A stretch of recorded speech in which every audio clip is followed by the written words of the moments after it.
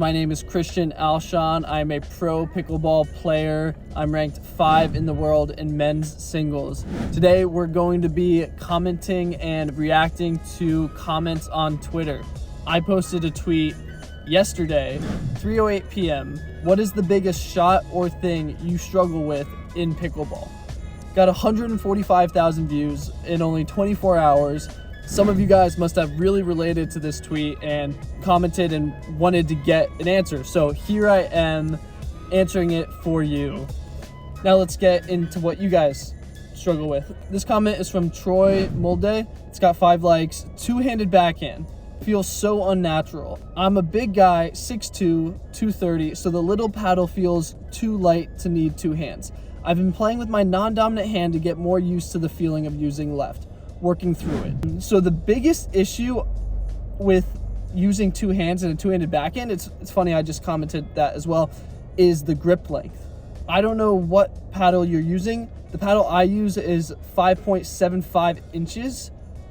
The grip is 5.75 inches. That's long. That's very long. And having a longer grip allows me to get my left hand on there. Another thing I do is I put my finger on the face of the paddle, and then I can really go through it. One sec.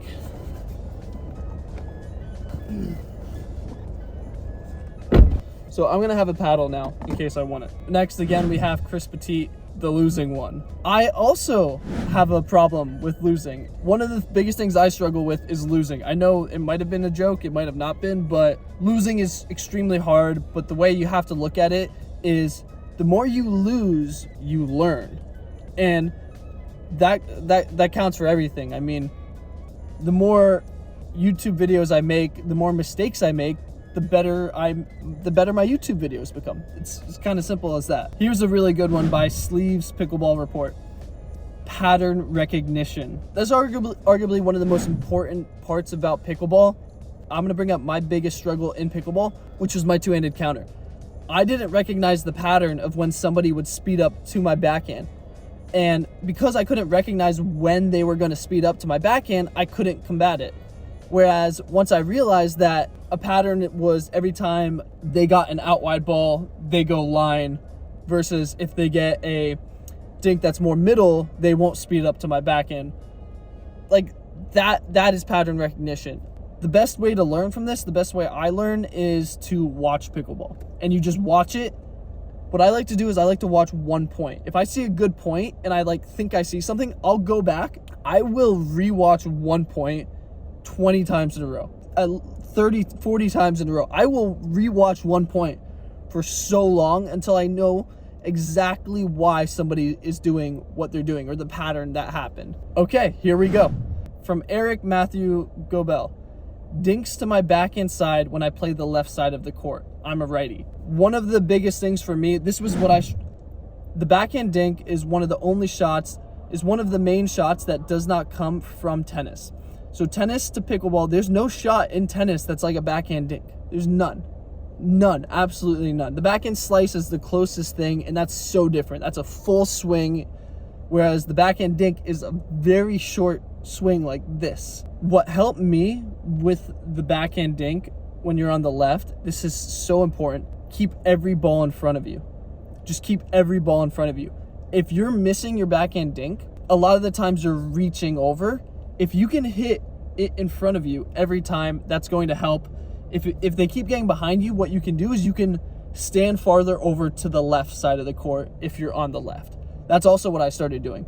I would stand very close to the middle because as a left side player, you think you should stand in the middle. No, stand to the left, move to the middle to apply pressure, and then go back to the left. Here's one from Karen Lee. Slowing down the pace, aka resetting when powerful opponents slam the ball at full strength. Often I just pop it up and they put the next shot away. So if your opponent is hitting the ball extremely hard, it might be going out. When I play against somebody who attacks extremely hard, what I do is I watch, and if I think they're gonna speed up, you can tell when you can sometimes tell when somebody's gonna speed up. If you think they're gonna speed up, take a big step back. Quickly take a step back. Because if they speed up to you and you're now you're now 20 feet away instead of 14, you're going to have that 0.3 seconds, 0.2 seconds is going to help a lot. You're going to be able to react quicker, or you're going to be able to let it go. And instead of just resetting, try countering that. Wherever they speed up to, counter it. Use their power against them. If it's going out, you want to let it go out, but if it's hard and it's going to stay in, you want to counter it. Here's one from Globetrotter. As tennis player, keeping the ball in could sometimes be an issue, especially when you are driving it towards the baseline with a single-handed backhand. So the problem with a one-handed backhand in pickleball is the ball does not compress compared to tennis. When you hit a tennis ball with strings and a one-handed backhand, what happens is you hit it and the strings grab it and let it go. Whereas a pickleball with a paddle, they hit it and it goes off quickly. Meaning, if I try and get spin with my one-handed backhand, I can compress it and get spin. Whereas a pickleball paddle, if I try and get spin, the ball, like I go here and the ball doesn't really get the spin. That's why you want grit on your paddle. What I would say advice-wise, if you don't want to switch to a two-handed backhand, which is what I did, it was not easy. It took me well over a year and I'm still working on it, is to once again keep it in front of you. I mean, when you're hitting a one-handed backhand, since the ball does not compress, your contact point needs to be in front of you. It needs to be pretty far in front of you, actually. If you let the ball get close to you, now you're not able to really get any wrist on that shot. It's kind of just here. So the ball needs to be in front of you so that you can really get the wrist over it. Here's a comment from Elwood S. Top spin cross court dinks. So the forehand cross court spin dink came natural to me because it's the same motion as in tennis. You drop your wrist. You make sure that the ball's in front of you. It's such an important piece of pickleball. Make sure the ball's in front of you. Drop your wrist and you want to brush the ball. You want to brush the ball, all right? And you want to make sure you're not hitting hard. It needs to be a soft brush, all right? Same thing with the backhand. I learned the two-handed backhand roll dink. I've been working on it. And it's a lot easier to explain something when I've learned it recently rather than the forehand dink that came natural to me. So the backhand dink, if I let the ball get away from me here, it's really hard to hit a backhand dink. Whereas if I use my legs, get around it, now I can roll it. Once again, you drop the paddle and brush up. It makes it so much easier. So get your feet set and brush over the ball, right? And make sure it's in front of you. Here's a comment from Think KS. Keeping cross court backhand dinks down and also being in position to get them. I always feel like I'm a step behind them, which causes the occasional pop-up. The most important advice I could give you, Keith, stay on your side. Don't recover to the middle. You have a partner, and if you're a righty, going through the middle is your forehand. Taking a step to the middle, to your forehand in the middle, just try it. Stand and see how big of a step you can take to your right for your forehand. Now see how big of a step you can take to your left for your backhand. You can almost cover twice as much ground on the right side. So you need to give yourself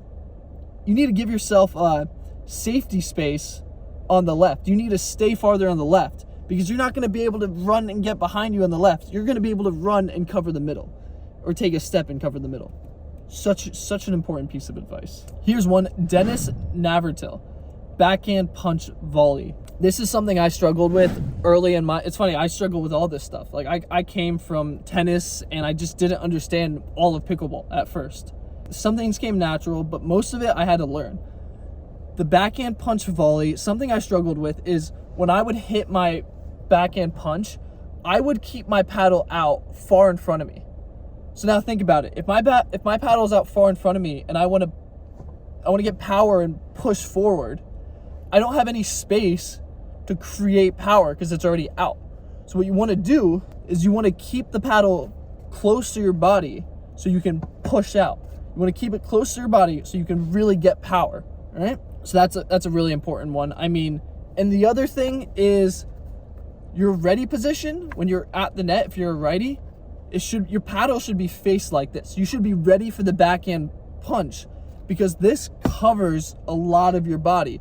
Whereas if you hold it forward, you've now got to turn it all the way here to hit any shot here. Whereas here, I've got to turn it a little bit for the forehand, but I can cover 80% of my spots with my backhand. Whereas my forehand, I can only cover about 35%, maybe 40 or 30. So here's a comment from Ace. It's cross-court forehand dinks. There's two types of cross-court forehand dinks, two simple types. One is a slice, one is a roll. A really good piece of advice for when you're trying to hit a dink, even on the forehand, is not taking a big backswing. You don't want to take a big backswing and really swing through it. You want to take a short backswing. When I hit a slice dink, this is how far away I am from the ball. I go here, there, and even when I topspin it, I'm here. It's very compact. I'm not going like this to slice it, and I'm not going like this to come over it. It's very short, compact swings. Here's a comment from Garrett Holmes. Drive/drop hybrids to backhand. Never sure if I should take out of the air or step back. So if somebody drives/drops to your backhand, just because you take it out of the air doesn't mean you need to be aggressive with it. Something I do a lot in singles and doubles if their partner is crashing off of a drive-drop combo is you place your paddle out and you just very softly lift it down the line or over the net. If you can't reach their drive/drop, you have to let the ball drop yourself. That's kind of it. But if you can reach it, you just put your paddle there and you let the pace from the ball that's coming do the work. Hopefully that helped. Here's one from Glory Days Radio. It says forehand dinks that get away from my body or get behind me. Basically a forehand dink when I have to extend the elbow. This is a good piece of advice I've learned. If you're reaching for a dink far off on one side or the other, don't try and hit that dink cross court, because now you have to you've got to flex. If you're trying to hit a forehand dink cross court, you've got to flex your wrist a lot to get that cross court. And what you don't want to do is you don't want to hit it line, because now if it pops up, which it likely will, your opponent can earny. What you should do is aim for the middle, all right? I know you might think, oh, I want more of a logistic answer or a more technical answer. Aim for the middle. If you're reaching out on either side, I do this all the time, you want to aim for the middle, because now it's an easier target, all right? It's an easier target that your opponents can't really attack. Okay, here's another one that got a lot of likes. It's from Jayla. Drive or drop. It's got to be a quick split-second decision, and sometimes you choose wrong. It's usually the drive that is wrong choice, but it feels so good. Yeah, we all love to drive. I get that. This is a good way to think about it. If the return is really short, you can drive it. If it's short and it drops low, you just want to drop it. But if it's short and you have a little bit of space to work with or height to work with, then you can drive it and move forward. If they hit a deep return, it's going to be very hard to drive it because you're off your back leg. So either your drive's going to fly up and out, or it's going to be in the net. And there's a chance you hit it perfect, but then your speed has to be perfect as well. So if you're far back, it's actually better to try and hit a drop. And even if you don't hit the best drop, you might get a better chance the next one. Here's Blux Money. Discipline to reset during hands battle once the ball is below the net. That's something I did this morning. I can envision it. It's not easy, man. So as you said in your comment, discipline. You didn't say the ability to do it. You said discipline. When you're in a firefight, you want to just keep pushing and pushing and pushing and win that firefight. If the ball gets below the net and you try and hit it hard, it's going to go in the net, or since your margins are smaller because it's lower, it will fly out. I'd say a good way to think about this is be ready to attack everything from a certain height, right? If everything's from your belly button to your chest, you can attack those balls. If it's below your waist, then you want to reset it, okay? Or let's say waist. It depends how tall you are. If it's below your waist, you want to reset it. If it's above your chest or your shoulder, you want to let it go.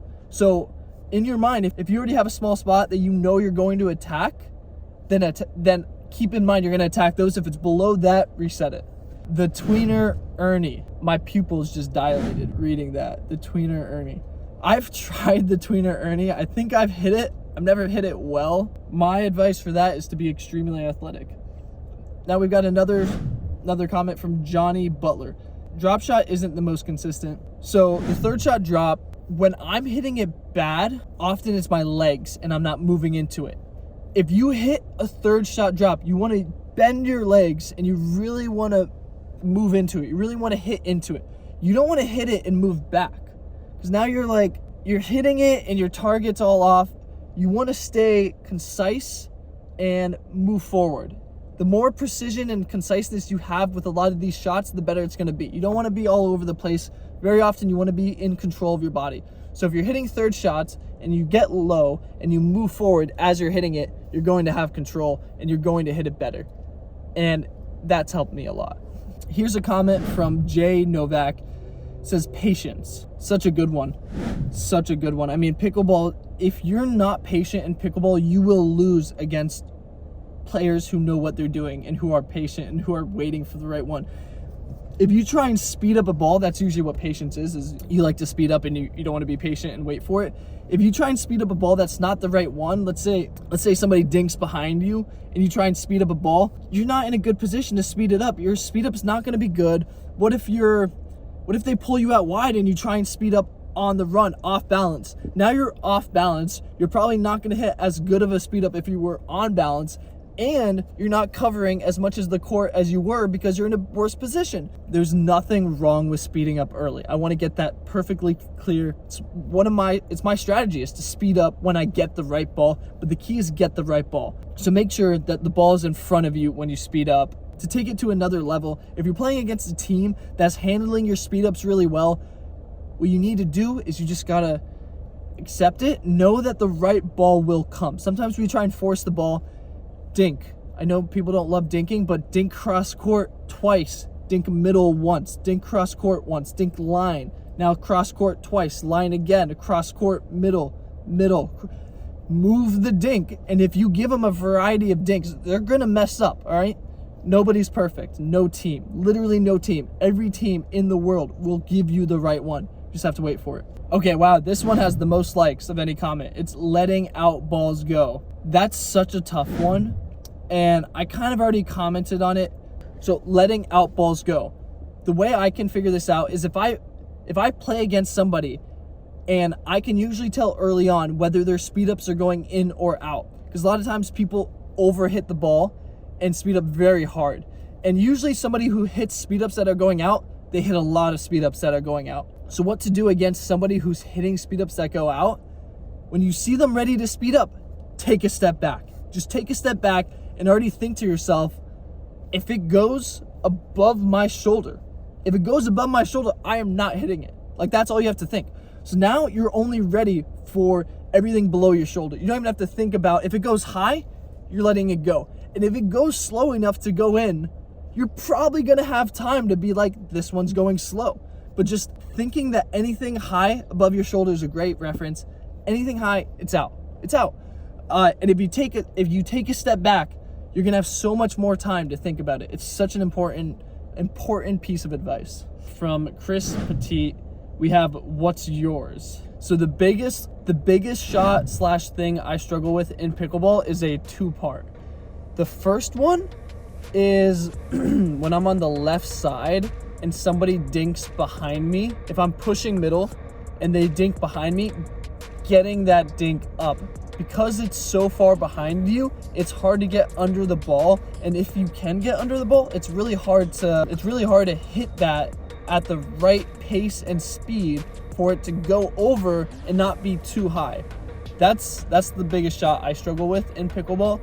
And if you watch this last tournament, you'll notice that it happens a lot in mixed doubles. But since I know I struggle with it, I work on it, and I feel like I've gotten a lot better at it.